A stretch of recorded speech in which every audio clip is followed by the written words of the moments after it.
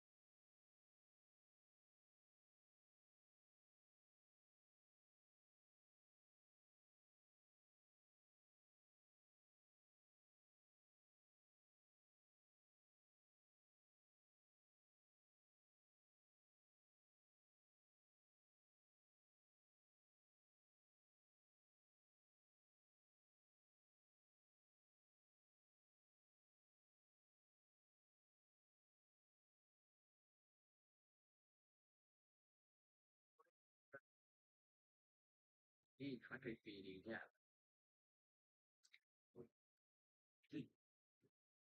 guarda tutta la lavoro, capito?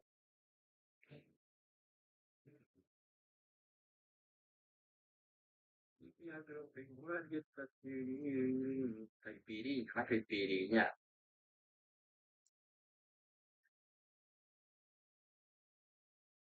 Cadê foi? 7 de agosto.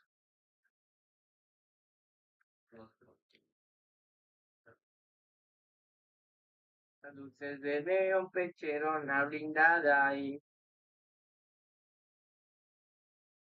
Solamente que conecta con el Ay, Dios. Mira, nosotros Dios, no tenemos la frecuencia adecuada.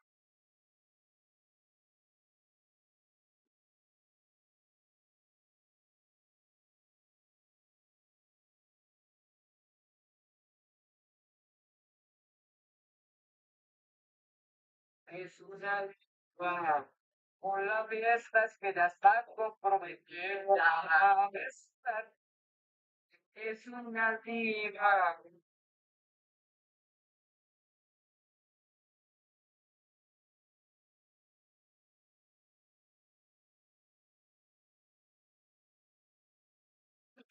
Mano, bro, me refiero a que, por ejemplo, no sé, usted pega, le va bien, bro. Nada, usted ayuda al otro. Y si a mí me va bien, pues obviamente lo va a ayudar. Esa es la idea, manito. De todas formas, vamos a salir a con o sin, como sea, vamos a hacerlo.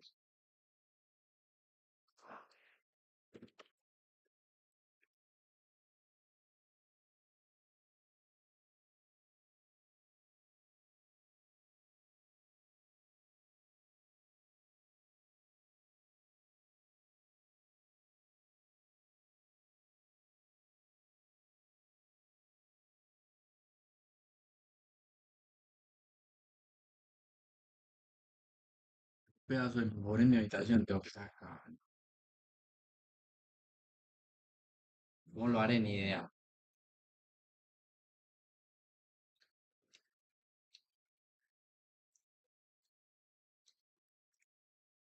Es una reina, es una diva.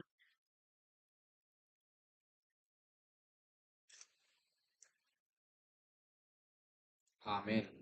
Dios los bendiga a todos y que Dios nos bendiga a todos. Es una reina, es una diva.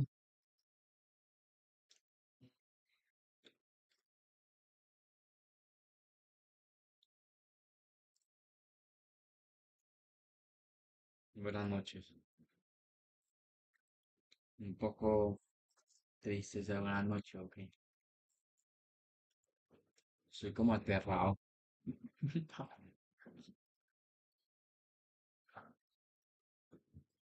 Uy, bueno, que mal el lampado, creo.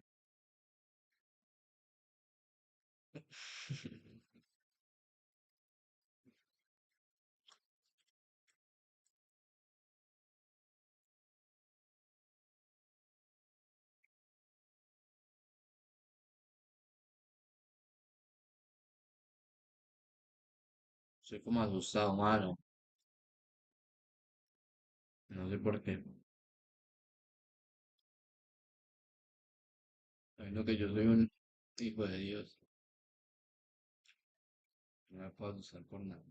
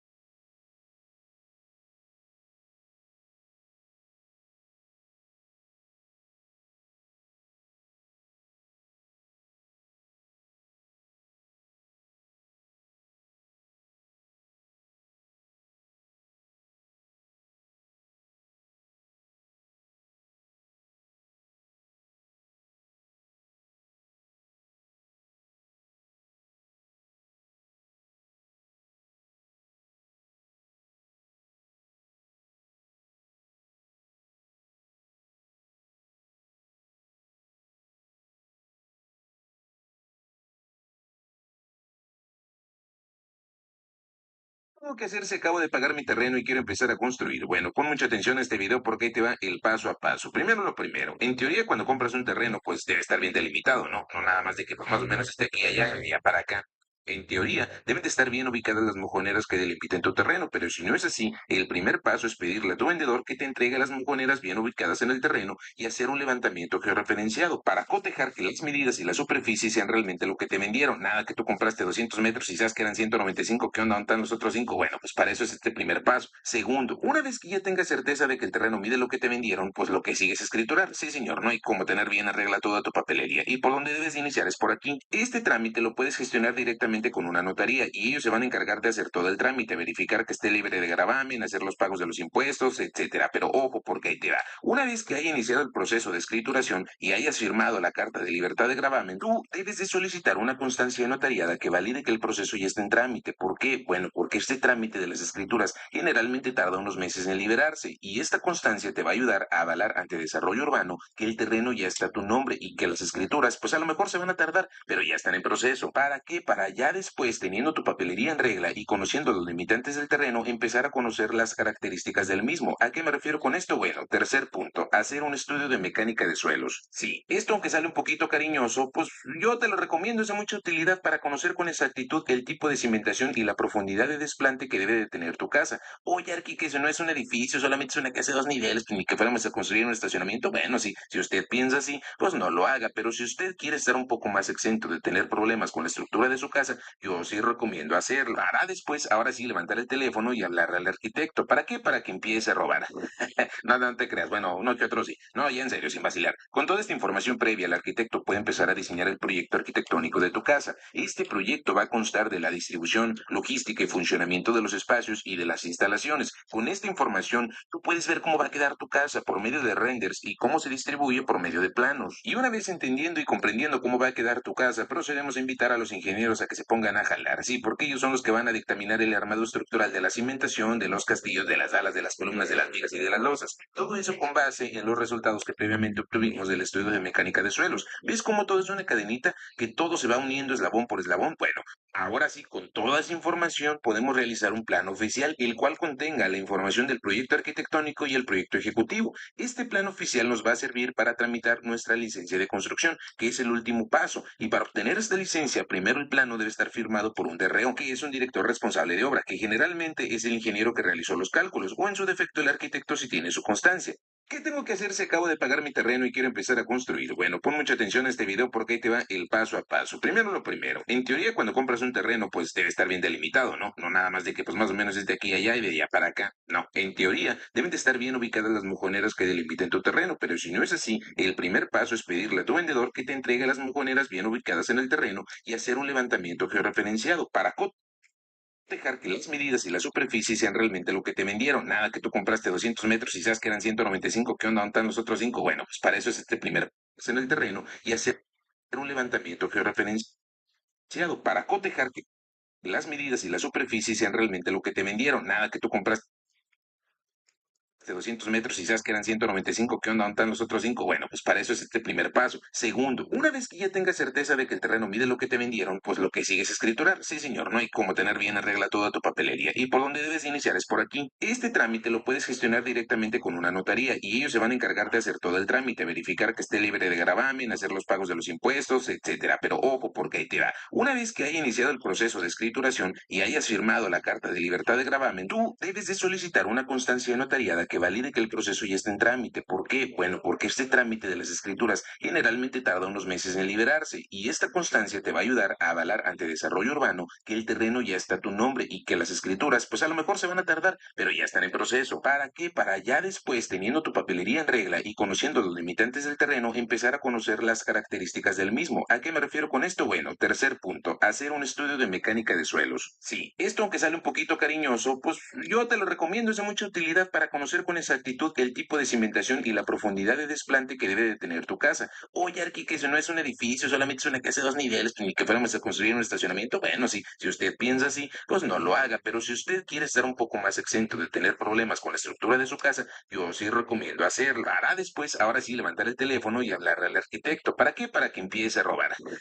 Nada, no te creas. Bueno, uno que otro sí. No, ya en serio, sin vacilar. Con toda esta información previa, el arquitecto puede empezar a diseñar el proyecto arquitectónico de tu casa. Este proyecto va a constar de la distribución, logística y funcionamiento de los espacios y de las instalaciones. Con esta información, tú puedes ver cómo va a quedar tu casa por medio de renders y cómo se distribuye por medio de planos. Y una vez entendiendo y comprendiendo cómo va a quedar tu casa, procedemos a invitar a los ingenieros a que se pongan a jalar. Sí, porque ellos son los que van a dictaminar el armado estructural de la cimentación, de los castillos, de las alas, de las columnas, de las vigas y de las losas. Todo eso con base en los resultados que previamente obtuvimos del estudio de mecánica de suelos. ¿Ves cómo todo es una cadenita que todo se va uniendo eslabón por eslabón? Bueno, ahora sí, con toda esa información podemos realizar un plano oficial, el cual contenga la información del proyecto arquitectónico y el proyecto ejecutivo. Este plan oficial nos va a servir para tramitar nuestra licencia de construcción, que es el último paso. Y para obtener esta licencia, primero el plano debe estar firmado por un DRO, que es un director responsable de obra, que generalmente es el Curaduría.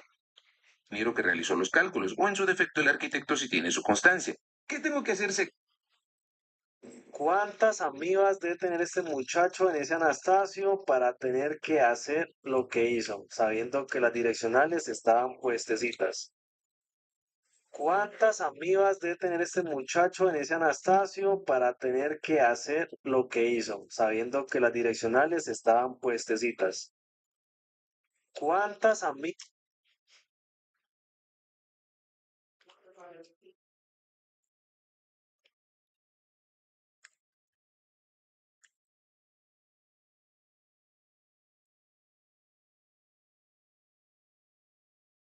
Hallo, Beba, how's yet productive lifestyle as a man. That way you can set yourself up for success. I want to give you guys a little bit of a behind the scenes as to what's been going on in my week now that I just touched down in Marbella, Spain, because I've really set up my day-to-day work life right now to be as productive as possible, to be as healthy as possible. And I also want to talk about the importance of having burst periods in your life where you need to work a little bit harder or lock in on a certain task to really set yourself up for success. So first, let's just start off by talking a little bit about the structure that I'm doing right now in my day-to-day life. The very first thing that I do when I wake up right now is film videos like this. The night before I go to bed, I already have the videos lined out and prepped out that I want to film, and I make sure that the moment I get up, I shower, I end the shower on a really intense cold shower, so I actually like wake up. I make sure that I'm well rested from the night before. I take my morning supplement stack, and then I'm really just reviewing my notes, getting some sunlight, and getting into the right headspace so I can start blasting out these videos. So if you watch the Coach Kyle Raw channel quite a bit, if you see me in the mornings either in the Airbnb living room or on the rooftop terrace, that's me first thing in the morning, usually 9 a.m., 10 a.m., just blasting out videos back to back to back. We're only here for about a month, so I'm really trying to max out the amount of videos and output that we can do. So I'm really trying to prioritize that first. And I do that before I even have my first meal. Like the very first thing that I do is wake up, get into that headspace, and jump into that first, I guess you could say, uncomfortable task that needs to get done. So whether you're somebody who's focusing more on content or building a business or trying to get better with your social skills, you need to figure out like what is the one or two actions that I need to do today that's going to move the needle the most in terms of me accomplishing my goals. There's been so many periods in my life where I got sidetracked and distracted and focused on the lower priority bullshit for the majority of my day that slowed me down from actually going after my goals. And you might encounter this right now. You wake up and first thing you do is start scrolling on social media. Your boy calls you in the middle of the morning. You start talking to people that it seems innocent because you're doing something and you're connecting with people, but it's not the main one action that you need to be doing right now that's going to actually move you closer to your goals. So that's the very first thing I do. That usually takes me about anywhere from an hour to 2 hours to actually get done. I'll then go downstairs, make a nice steak. I usually have like a ribeye steak with just a little bit of boiled potato. So that's like my first meal. And I do want to tie in the health and food and calories and activity into this video too, because this is not just maxing out for productivity. Like you want to have a healthy, productive life. It's not just about getting work done, right? Like you don't want to just make money, but then your physique goes to shit, your health goes to shit, you don't feel confident, and you're not in a position where you can make friends or meet women and network with high level individuals, right? So like my diet is very, very clean. Like right now, it's 6 p.m. We finished filming all the Raw channels, the main channel. I took a couple coaching calls today with my one-on-one clients, and now we're actually headed over to the grocery store just to pick up some steaks, some fresh fruit, some dark chocolate. In particular, I've been eating a lot of bananas, blueberries, and 90% cacao, dark chocolate, ribeye steak, eggs, and I just had some salmon and some chicken, some white rice. So my diet right now is very, very clean. Like no bullshit processed foods, really just having 1 to 2 ingredients in each meal. It's mainly just meats and proteins, and the fats are mainly coming from animal fats. And then for the carbs and starches, it's mainly potatoes, a little bit of white rice, some fruits, and some dark chocolate. And I mean, that's like the majority of my diet right now. Okay, we're having kiwi, blueberry, banana, oranges, and we had a little bit of kombucha, drinking a lot of water. That's really the whole diet. None of the American bullshit, ice cream and processed foods for right now. Really just locked in. And honestly, I don't even find myself craving a lot of these other bad foods right now. So I'll have my steak, I'll have my potatoes, I'll chill out for a little bit. I'll talk to my video editor, make sure we're getting in sync, and I'll have another coffee. So in terms of caffeine and productivity and supplements, I'll usually have about 150 to 200 milligrams of caffeine throughout the day. Really not a whole lot. I'll take that with some L-theanine, and that's really it. I'm just locked in. I'll eat my meal, have that second cup of coffee, and then I get back into filming. Right. So today we filmed from like 1 o'clock to about 5 p.m. and that was after the Raw. So I went back in and did some more I guess you could say, uncomfortable action, right? So got all of that done. And now that I got the bulk amount of my work done for the day, really what I wanted to do is go hit the grocery store, get some steps in. If the gym was open today, I would for sure be going to hit the gym right now. Unfortunately, on Sundays in Marbella, they close the gyms at 5 p.m. So we missed the opportunity to get a workout in today. This woman's waiting. She's laughing at us filming this. We're in the middle of like downtown city street in Marbella. You could show them around. So since the gym's not open right now, I was like, you know what? We still got to get out the house. I still got to hit at least 5 miles walk for the day. Like I like to get my steps in, if nothing else. And I deliberately didn't film 1 to 2 videos just so we could film this while walking because, like why not blast out, get in some steps, get in a different change of scenery, get into some fresh sunlight, watching the sunset go down. Also really good for your just natural circadian rhythm. Yeah, circadian rhythm. Watching the sun come up in the morning, really good to wake up. Watching the sun going down, really good to full circadian rhythm. Yeah, circadian rhythm. Watching the sun come up in the morning, really good to wake up. Watching the sun going down, really good to get you, I guess, like getting ready for bed, so to speak. So we're gonna go here. I'm gonna cook a nice little meal for the night, probably just some chicken, and again, just some potatoes, and I'll probably have like a little bit of fruit. I've been eating my kiwi at night too, and I'm gonna take some coaching calls later on. Since we're 6 hours ahead, my coaching calls are going on in the late evenings right now. So I'm really working a lot, but we're getting so much done. And that also ties into the last point I want to say about this video is there's gonna be times in your life where you're gonna need to sacrifice fun for getting ahead in certain areas of your life, right? Like right now in particular, I'm dedicating this next month to really going all out in the business. And yes, it's going to be a lot of work. Yes, it's going to, it's going to be a little bit of a grind. I can feel myself. We're about 7 or 8 days in, and I'm feeling a little bit. I don't want to say beaten down. Like I actually feel good because of the amount of sleep I'm getting, the nutrients I'm putting into my body, the amount of work we're getting done. I'm making sure to still balance out the evenings and make sure I have a little bit of rest. But I could tell, like I'm definitely going harder than I normally do, and that's okay. In fact, I think that's actually important for you guys as men. You need to have periods in your life where you lock in a little bit harder and you just have your undivided attention going in on one thing for weeks or even months at a time if you really want to get ahead in that thing. Like when I really wanted to get good with my social skills and my confidence, I was going all in on that shit, man. Every single day I was going out. In my downtime, I was studying the recordings of my interactions. I hired coaches. I was surrounding myself around other men that wanted to go out and get better with that thing. I will say during that time, I didn't prioritize my health as much as I could have.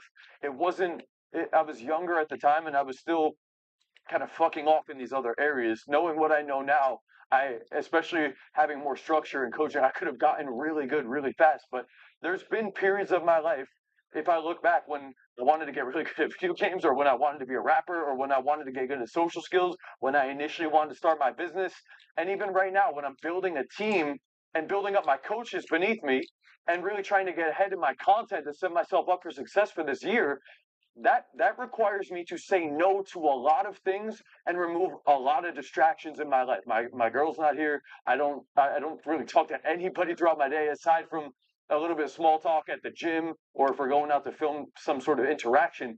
The rest is really just business and getting work done, and that's okay. If you need to lock in for a couple of months or a couple of years even as a man, if it means you're going to be in a position to get significantly further ahead than the majority of the masses, dude, lock the fuck in. But also pay attention to these other things. Make sure you have some sort of balance. Make sure you're prioritizing doing the uncomfortable actions in your day first thing in the morning. Make sure you have a game plan made from the night before, so when you wake up, you can just jump right in. Make sure you're putting clean, healthy foods into your body, getting adequate amounts of rest, and doing some sort of physical activity to make sure your body and your physique staying in tip-top shape. If you do these things properly, you're going to build a healthy lifestyle. You're going to end up being really productive. You're going to feel really good. Your dopamine will naturally reset, and you'll get excited about the things in life that will actually get you ahead instead of relying on social media and drugs and alcohol and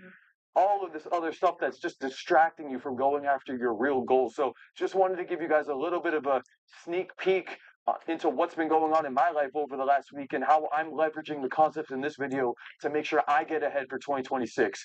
If you want to work with me directly to build your social confidence, start landing more dates, have the accountability and the coaching so you could set yourself up for success with your own social life and dating life, the link is down below. You can apply to work with me directly. That's all for this video, fellas. Peace out. Good video. Okay.